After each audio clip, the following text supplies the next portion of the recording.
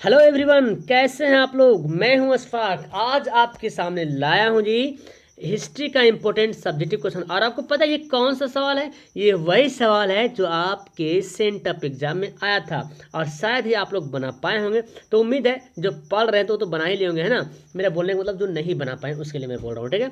तो इस वीडियो में हम हिस्ट्री से जो भी आपका शॉर्ट सब्जेक्टिव सवाल जो आया था ना, एक शॉर्ट वाला आता है, एक लॉन्ग में आता है, ठीक है। तो शॉर्ट में 5 सवाल आया था सब्जेक्टिव का, ठीक है। तो उन पांचों सवाल को यहाँ पे करेंगे डिस्कस, अच्छे तरीके आपको अंडरस्टैंड करवाएंगे। तो वीडियो को शुरू से लेकर आखिर तक देखेंगे और आपको मैं इसका पीडीएफ भी भेज दूंगा, आप चाहो तो इसको नोट करो। और जाहिर सी बात है आप सभी सवाल को आपको याद करने की जरूरत है। चलिए, तो सबसे पहले सवाल था आपका, रूसी क्रांति के किन्हीं दो कारणों का उल्लेख करें। रूसी क्रांति के दो कारणों का उल्लेख करें। तो आपको ये स्क्रीन पे दिख रहा रूसी क्रांति के दो कारण। पहले कारण यहाँ पे देखिए, तो थोड़ा सा ये लॉन्ग सवाल, ये थोड़ा सा लॉन्ग कारण बन जाता है।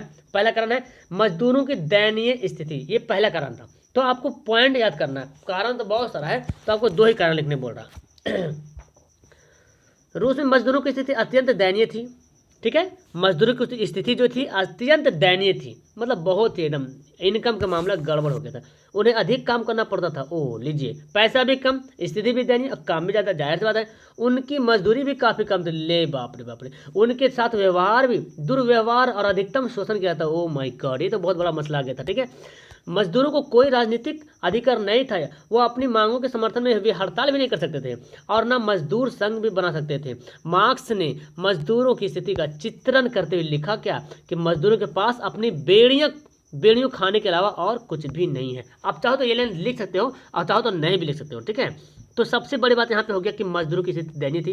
तो आपको, आप 2 दिन में पढ़िएगा ना तो आपको याद हो जाएगा। और याद रटने की जरूरत क्या है, सबसे पहले बताना कि रूस में मजदूरों की स्थिति दयनीय थी। अब जब स्थिति जब दयनीय तो काम ज़्यादा करना पड़ता था, पैसे भी कम मिलते थे और उसके साथ दुर्व्यवहार भी किया जाता था, उनका शोषण भी किया जाता था, मतलब गलत काम में इस्तेमाल भी किया जाता था, पैसा नहीं इस्तेमाल ज़्यादा, है ना। राजनीतिक कोई अधिकार नहीं था इसका, है ना। समर्थन नहीं कर सकता था किसी को, किसी का हड़ताल भी नहीं कर सकता था, है ना। मजदूर संघ भी नहीं बना सकता था। ये सब प्रॉब्लम होने के बाद यही जो रूसो था, सॉरी कार्ल मार्क्स जिसको बोलते हैं, वो था। उन्होंने लिखा कि मजदूरों के पास अपनी बेड़ियों के खाने के अलावा और कुछ भी नहीं है।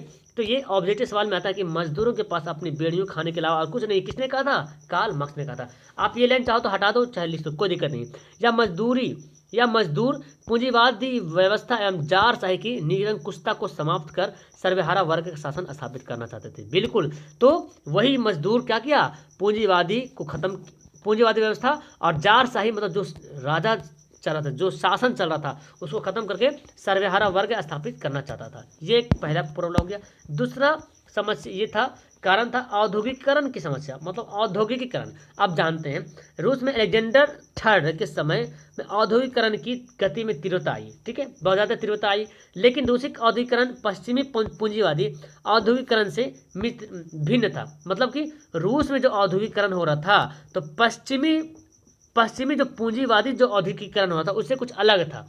यहाँ कुछ ही क्षेत्रों में महत्वपूर्ण उद्योगों के विकास के लिए विदेशी पूंजी पर निर्भरता बढ़ती थी। कुछ ही क्षेत्रों पे विदेशी पूंजीपति आर्थिक शोषण को बढ़ावा दे रहे थे। इसके कारण लोगों में असंतोष पैदा हुआ। जाहिर सी बात है, एक तरफ कैसे बोलते हैं, मतलब एक तरफ खूब एक तरफ कुछ नहीं, यही हाल था यहाँ पे, ठीक है। तो ये आपको लिखना है। हालांकि आपके पास सब्जेक्टिव सवाल और लॉन्ग वॉलम देखेंगे तो इसका 5-6-7 कारण मिलेगा, उनमें से जो कारण आपको इजी लगता है उसको आप लिख डालिएगा। चलिए, सेकंड सवाल है, भूमंडलीकरण में बहुराष्ट्रीय कंपनियों के योगदान को स्पष्ट करिए। ये आपका सेकंड सवाल था, ठीक है। और आपको अगर लगता है कि मैं ये रियल में नहीं है क्या, तो आप अपना क्वेश्चन मिला सकते हो। चलो, आप देखते हैं यहाँ पे, भूमंडलीकरण राजनीतिक, आर्थिक, सामाजिक, वैज्ञानिक तथा सांस्कृतिक जीवन के विश्वव्यापी समायोजन की एक प्रक्रिया है। भूमंडलीकरण क्या है? आर्थिक हो या राजनीतिक हो या सामाजिक हो या वैज्ञानिक हो या सांस्कृतिक हो, इन सभी को विश्वव्यापी, मतलब विश्व स्तर पर समायोजन करना, मतलब पूरा विश्व को एक साथ मिला डालना, ठीक है। इसको बोलते हैं भूमंडलीकरण, जो विश्व के विभिन्न देशों के लोगों को भौतिक और वह मनोवैज्ञानिक स्तर पर एकीकृत करने का सफल प्रयास करती है, ठीक है। भूमंडलीकरण की प्रक्रिया 19वीं सदी के से मध्य से लेकर प्रथम महायुद्ध के आरंभ तक काफी तीव्र रही। सवाल भी आता कि भूमंडलीकरण किस दशक में हुआ था, तो 1990 के दशक में लिखते हैं हम लोग, है ना। तो 19वीं सदी से मध्य लेकर प्रथम महायुद्ध 1914 में जो शुरू हुआ था, आरंभ तक काफ़ी तीव्र रही। इस दौरान वस्तु, पूंजी, श्रम तीनों का अंतर्राष्ट्रीय प्रवाह जो है लगातार बढ़ा। किसके कारण? भूमंडलीकरण के कारण, क्योंकि इसमें पूरा देश जो है एकजुट हो गया था। पूरा देश के जो भौतिक और मनोवैज्ञानिक के जो लोग थे वो उसका मतलब मनोवैज्ञानिक जो है एकीकृत हो गया था, सबका माइंडेड एक हो गया था। ठीक है। इस दौरान विकसित नवीन तकनीकों का भी विकास महत्वपूर्ण योगदान रहा, मतलब नया नया चीज़ विकास हुआ। जाहिर सी बात है, जब एक जगह सारे देश के मुल्क एक जगह इकट्ठा होकर प्यार मोहब्बत के साथ अगर आप अपना देश को चलाएंगे तो अब तो ऐसा होता नहीं, तो जाहिर सी बात देश तरक्की करेगा। आप एक छोटे से घर में ही ले लीजिए, है ना। अगर छोटा सा घर में अगर भाई भाई में सही नहीं है, भाई भाई में नहीं बन रहा तो घर बिगड़ जाता है। माँ बहन में, माँ बेटी में बात नहीं बने तो घर बिगड़ जाता है। तो अब ये तो देश की बात है यार, है ना। और वो महान पूरा देश विश्व स्तर पर होता है ये सब का। नगरीय जीवन एवं आधुनिक जीवन, नगरीय जीवन एवं आधुनिकता एक दूसरे से विभिन्न रूप से कैसे जुड़े हुए हैं, ये भी सवाल आपके आया हुआ था सवाल में। ठीक है। नगरीय जीवन एवं आधुनिकता एक दूसरे से अभिन्न रूप से कैसे जुड़े हुए हैं। शहरों का सामाजिक जीवन आधुनिकता के साथ अभिन्न रूप से जुड़ा होता है। जो शहर होता है ना, शहरों का सामाजिक जीवन आधुनिकता के साथ अभिन्न रूप से जुड़ा होता है। जाहिर सी बात जो शहर का जो जीवन होता है एकदम उसको देखने को मिलता है क्या कि आधुनिक जो टाइम चल रहा है ना, शहर में पहले ज़्यादा देखने को मिलता है, फिर गांव वो प्रचलित होता है। ठीक है। शहर में आपको ज़्यादा देखने को मिलेगा। तो ये बोल रहा कि शहरों का जो सामाजिक जीवन है आधुनिकता के साथ साथ अभिन्न रूप से जुड़ा होता है ना, किसी न किसी तरह से जुड़ा होता है। वास्तव में यह एक दूसरे के अंतराभिव्यक्ति है। शहरों को आधुनिक व्यक्ति का प्रभाव क्षेत्र माना जाता है। बिल्कुल, शहर व्यक्ति को संतुष्ट करने के लिए अंतहीन संभावनाएं प्रदान करता है। तो जो लोग शहर में रहते हैं, जो लोग नगर में रहते हैं, उसको आधुनिकता मतलब जो मॉडर्न एज समझ लीजिए, मॉडर्न है। तो मॉडर्निटी मतलब जो भी कुछ लेटेस्ट है, जो भी मॉडर्न टाइप का है वो ज़्यादा दिखेगा। आप गांव में देखो और शहर में देखो, बहुत आपको डिफरेंट पड़ेगा, है ना। शहर में गांव में रहने का स्टाइल, खाने का स्टाइल थोड़ा सा चेंज बढ़ जाता है, तो मतलब आधुनिकता ज़्यादा दिखता है। ठीक है। तो इसी को आपको लिखना था। कोयले एवं लौह उद्योग ने औद्योगिकरण को गति प्रदान की। टिप्पणी लिखिए। कोयले एवं लौह उद्योग ने औद्योगिकरण को गति प्रदान की। कोयला जिसको कोयला यूज करते हैं, और लौह उद्योग यानी कि लोहा वाला औद्योगिकरण की जो गति प्रदान किया, उसमें तेज लाया। तो टिप्पणी लिखना है, इसके बारे में लिखना थोड़ा सा, और आपको 2 नंबर मिलेगा। ब्रिटेन में कोयले एवं लौह की खानें थी। ब्रिटेन में कहाँ थी? लौह और कोयले की खानें थी। वस्त्र उद्योग की प्रगति कोयले एवं लोहे के उद्योग पर निर्भर कर रही थी। वाह। तो आपको पता है औद्योगिकरण में सबसे ज़्यादा वस्त्र का ज़्यादा महान रहा, और औद्योगिकरण जो है सबसे पहले कहाँ हुआ? ब्रिटेन में ही तो हुआ है। तो ब्रिटेन में लोहे और कोयले की खानें थी, और वस्त्र उद्योग की प्रगति करने के लिए ये दोनों बहुत काफ़ी अहम रोल निभा रही थी। वास्प के इंजन बनने के बाद रेलवे इंजन बनने लगे, जो कारखानों के लिए कच्चा माल लाने और तैयार माल ले जाने में सहायक सिद्ध हुआ। बिल्कुल, जब वाष्प इंजन बना, वाष्प इंजन उस टाइम वाष्प से इंजन करते हैं, उसके बाद रेलवे इंजन बनने लगे। वाष्प इंजन के बनने के बाद रेलवे इंजन बनने लगे, तो इसके बनने लगे जो कारखानों के लिए, जो कारखाना होता था जहाँ कोयला वाला, लौह वाला, तो इसका माल को ढोने के लिए, एक जगह दूसरी जगह ले जाने के लिए बहुत आरामदायक सिद्ध हुआ। 1815 में हम्फ्री डेवी ने खानों में काम करने के लिए सेफ्टी लैम्प का आविष्कार किया। वाह, गजब का।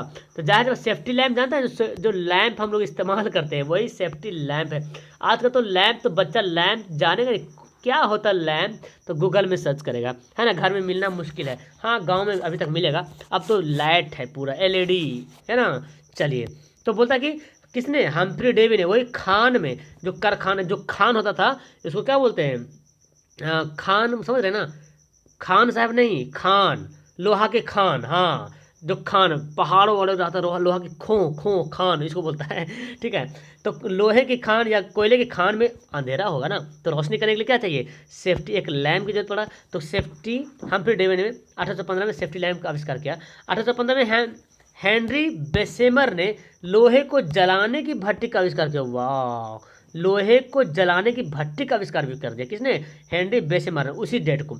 नई मशीनों को बनाने की लोहे की आवश्यकता पड़ती गई। अब जैसे नया मशीन बनाना है तो और लोहा को गलाने की भट्टी अगर तैयार हो गया तब उसे नई नई प्रकार की मशीनें बनाई जाने लगी। नवीन आविष्कारों के कारण लोहे का उत्पाद बड़े पैमाने पर होने लगा। जब नया नया आविष्कार होने लगा तो सभी को आवश्यकता बढ़ने लगी, अरे हमको ये चाहिए, हमको ये चाहिए, हमको ये चाहिए, लोहा के सामान इस टाइप का आ रहा है, इस टाइप का आ रहा है, तो सबको मतलब डिमांड बढ़ने लगा तो उसी को बोलते औद्योगिकरण हुआ, जिससे आने वाले युग में इस्पात युग भी कहा गया।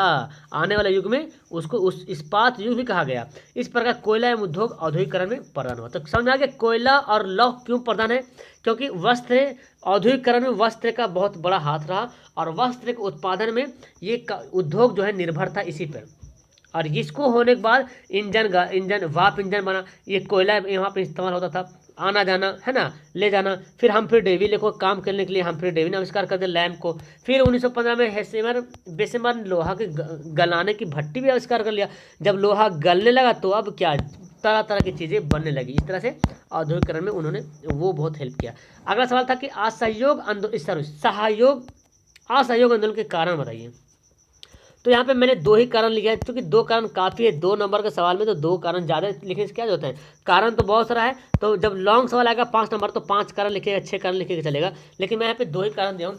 एक यहाँ पे दिया हूँ कि 1919 के अधिनियम के अनुसार प्रांतों में द्वैत शासन की व्यवस्था की गई। हाँ जी, 1919 में जो अधिनियम आया था ना, तो प्रांतों में द्वैत शासन की व्यवस्था की गई थी, जिसका विरोध भारतीयों ने किया कि नहीं, द्वैत शासन यहाँ पर नहीं चलेगा। ठीक है।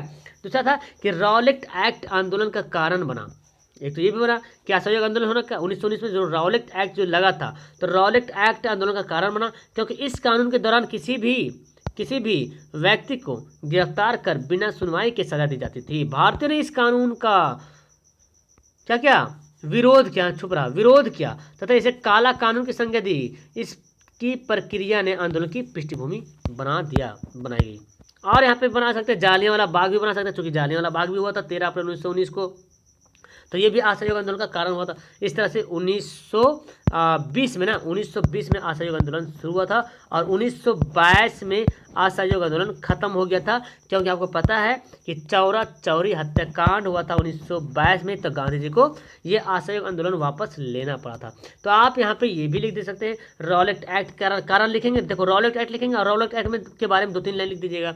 ठीक है। जैसे अब चाहो तो जालियांवाला बाग हत्याकांड लिख सकते हैं, वहाँ पे इतने सारे लोग मरे ये हुए ये वो, इस तरह बता सकते हो। और भी बहुत सारा कारण है, तो आपको किताबों की अध्ययन करना बहुत ज़रूरी है। ठीक है। तो मैं तो यहाँ पे आपको एक्स्ट्रा यहाँ पे नॉलेज देते जा रहा हूँ, है ना, बताते जा रहा हूँ कि ऐसे करो करना आपको है। शिक्षक दरवाजा खोलते हैं, प्रवेश तो खुद ही करना है बच्चा, है ना। मैं तो दरवाजा खोल दिया हूँ ना, जाना है आपको, कैसे जाना है, बुल के जाना है कि दौड़ के जाना है कि घुसा के जाना है कि कछुए की चाल के जाना है कि खरगोश की चाल के बन के जाना है। तो अगर कछुए ही बन के जाइएगा, लेकिन जाइएगा। ठीक है। जाना आपको है, जाने का तरीका आपको है, पढ़ने का तरीका आपको पता होना चाहिए। मैं तो बीच बीच में आपको हिंट करते रहता हूँ, इनकरेज करते रहता हूँ, मोटिवेट करते रहता हूँ। ठीक है। तो चलो वीडियो का फिलहाल करता हूँ लास्ट, लेकिन जो मैं सवाल बताया हूँ एकदम कंठस्थ कर लो कि अगला बार जब मैं सब्जेक्टिव बताऊँगा, अगला बार सब्जेक्टिव जब भी मैं बताऊँगा, तो पिछली वीडियो का जो सब्जेक्टिव मैं बताया उसको याद होना चाहिए। जैसे इसके बाद में जो सब्जेक्टिव बताऊंगा, तो ये 5 सब्जेक्टिव क्वेश्चन आपको याद होना चाहिए, तभी समझूंगा कि आप कामयाब हो, नहीं तो फिर बेकार है यार, बेकार है। माँ बाप का पैसा 200 रुपया 300 रुपये महीना खर्च मत करो, है ना, यूं ही नेट बर्बाद मत करो। अगर पढ़ना है तो एकदम इसको याद करो। ओके, मिलता हूँ नेक्स्ट वीडियो में। Bye, that's all, thank you everyone, have a nice day.